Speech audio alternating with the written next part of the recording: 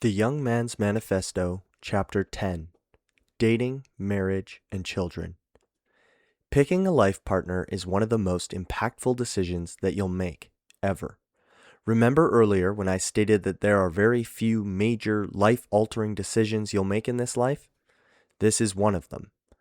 The whole course of your life and success can be determined by this choice. It sounds a little extreme, I know, but it is absolutely true. I have watched several men with bright futures grenade their lives because they chose a partner with misaligned goals. Others were goaded along, pining after someone who wanted their attention but had no intention of going further into a romantic relationship. They wasted time and resources on someone who was just using them or had no intention of lasting commitment. The first thing that you have to remember when you're looking to date is that it will lead to a lasting partnership. Dating is looking for the right person to marry. Call me old-fashioned, but that's what it's been throughout most of history. Only with the modern invention of birth control and the hippie advent of free love in the 60s did dating become detached from commitment. The problem is, when you detach dating from commitment, you end up with relational instability on a massive scale. What should be one of the best things in life ends up leading to heartbreak and confusion. There is a biological reality that sex leads to babies. Obviously, you can take measures to prevent that, but nothing is a guarantee.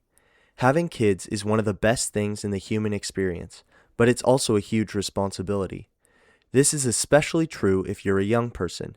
If you're going to have sex, you're participating in the most powerful creative act a human can do. It bonds people together in a way that nothing else in the world can. Our modern world tries to downplay that responsibility and act like it's just another form of entertainment, but it's not. Life is precious, and if you treat it casually, it will eventually come back to bite you. In Western society, we further downplay the responsibility of children by saying that you can just kill them if you don't want them, but this will lead to a scar on your soul that will never fully heal. A lack of accountability in this area has led to huge problems both socially and psychologically. We could have a pissing match all day about the ethics of abortion, but that's not what this is about. I just want to put the reality of sex that most people throughout history have dealt with. Sex leads to babies and intense pair bonding.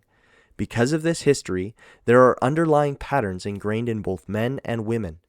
Knowing this historical reality can put dating, sex, and relationships in a clearer light than modernity does. Viewing romantic relationships in this way can help you find a partnership that is beneficial and long-lasting. Physical attraction. You want to date a pretty girl, and that's okay. Unless you have some wildly different standard of beauty from the rest of Western society, this will come down to facial symmetry and a couple of other key physical indicators. There is a catch, though. You must be attractive in order to attract pretty girls. As I have said in the previous chapter, make sure your poop is in a group in regards to your presentation. Smell nice, dress well, and do your best to have a high standard of grooming and fitness. Even though attraction is important, remember that looks aren't everything. When you're young, physical attraction will feel like it's the only thing that matters, but it's not. Beauty fades, but character and personality stick around forever. Make sure that you give people a chance. Attraction to a person can grow over time as you get to know them. Humor, personality, and style can all factor in. So don't dismiss someone strictly because they don't tick every superficial box. Being physically attracted to someone is an important and somewhat mandatory aspect of a healthy relationship, but you need to make sure that it is not the only thing that you like about that person. As a great man once said, no matter how hot she is, there is someone, somewhere, who is tired of dealing with her BS. The goal of a real relationship isn't finding the prettiest person you can. That's called trophy hunting. It's about finding someone you genuinely like spending time with and who brings out the best version of you. Nobody stays hot forever, so you need to be with someone you actually like. A quick word on porn. As you probably already know, porn is bad for your brain. I was addicted to porn for over 7 years, and it had a massively negative effect on my relationships and sex life. I oppose it for moral reasons, but if that's not your stance, you should reject it for the unhealthy way it affects your biology. Erectile dysfunction, lowered self-confidence, and unhealthy sexual expectation have been linked to porn. Just avoid it. That's my advice. Take it or leave it. Meeting people. What is the best way to go out and try to find a mate? Where the heck are you supposed to meet the girls that would make a good future wife? Well, my first recommendation is to stay off dating apps. These apps tend to promote short-term mating strategies that don't work out well for most people. Plus, if you're an average dude, your chances of success on these apps is next to zero. You're bound to meet people more aligned with you when you go out into the real world and do things. Join a gym, or a softball league, or a board game group. Really, it doesn't matter. Real people do real things, so go do things and see who joins you along the way. Remember, the worst a girl can say is no.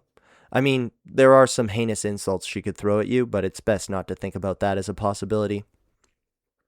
What do women actually want from you? In short, women want competence and confidence. That's it. Acquire skills and be confident. Also, learn how to cook. They seem to really like that. Aligned goals and values and expectations. This is probably the most important aspect of any long-term relationship. Most relationships that fail due to misalignment. When you get into a relationship with someone, you need to know if they want the same things that you want, not just in the present, but also well into the future. Now, that doesn't mean asking someone if they do or don't want kids on a first date, but you definitely need to ask pointed questions over the course of a relationship. Do they want a family? Do they believe in marriage as a lifelong commitment? Is divorce acceptable for any reason other than infidelity? Do they want to live in the city or the country? Would they be willing to move far away from their parents? What roles and chores were assumed by each of their parents growing up? Are they willing to make financial sacrifices in order to achieve their goals? These questions may sound tedious to you right now, but they really matter if you're planning on sharing a life together. Misalignment leads to resentment, which is one of the fastest ways to destroy a relationship. These are questions that you need to know the answer to yourself as well. If you can't answer them, then perhaps now is not the time for you to be considering a serious relationship.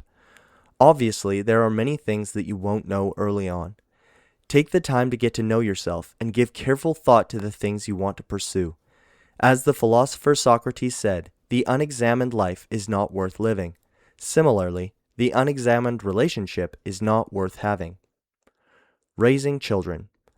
Now, if you never plan on being a parent, then you can skip over this little blurb. But if you're wanting to raise a family in any capacity, it's important to know what you're getting into. As I mentioned in the intro, I unexpectedly became a parent when I was 21. I now have quite a bit of child rearing under my belt. Having seen many different parenting styles and been given tons of sometimes unwanted advice, I can say that one of the best ways to think about raising kids is to think instead of training competent adults. That doesn't mean sending your 3-year-old out into the woods with a spear to go hunt, gather, and survive in the wild, but instead giving your child the maximum amount of responsibility that they can handle at any given age and stage. Now, some people think this means letting them sail through life, and some think this means leaving them alone in the woods for 10 days like a true Roman, but neither of those is healthy. A general guide is that you want a variety of difficulty levels, but the vast majority should be things that they can accomplish independently at that stage of life. Think 60 to 110% of their ability, with the vast majority being around the 80% mark. Watch their responses, then adjust to match their individual personality. In general, boys will need more of a challenge than girls. This will vary greatly from child to child, but there's nothing better to prepare them for the massive responsibility of adulthood than teaching them to manage the smaller responsibilities of early life. Make them put their own dish in the sink or dishwasher. Show them how to sweep the floor. Let them go get the mail from the mailbox. When you first give them responsibility, it will always feel like more of a hindrance than a help. Try raking leaves with a 4-year-old. But once they achieve competence, these responsibilities will give them purpose and make them feel like they are a meaningful contributor to the household. Kids love structure and crave predictable patterns. If you do nothing but coddle and protect them, you'll raise insecure, undisciplined, and anxious children. Biological reality. Now, this is going to ruffle some feathers, but the truth doesn't care about our feelings.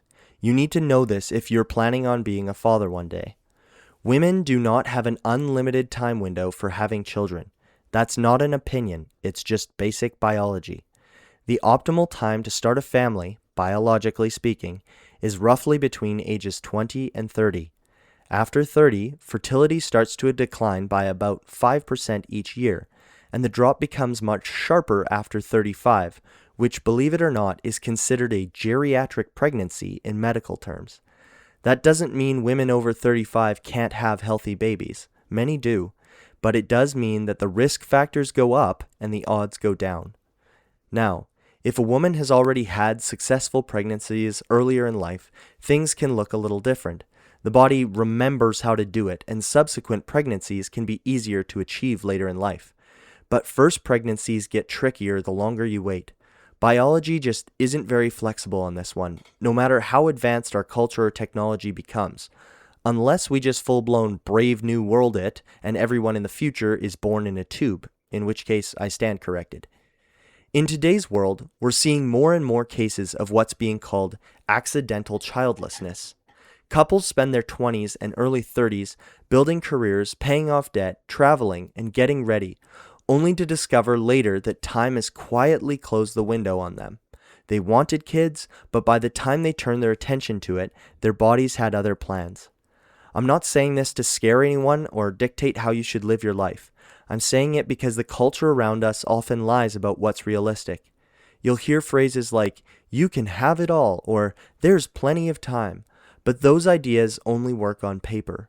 Biology doesn't play along with the cultural narrative. If you want a family, I would urge you to factor this in. Talk about it honestly in your relationships. Don't just assume everything will fall into place someday. Someday might show up with fewer options than you expected. And just to be clear, I'm not a doctor. I'm not giving medical advice. The world will encourage you to chase everything all at once with no limits, but life comes with trade-offs, and pretending otherwise only leads to disappointment.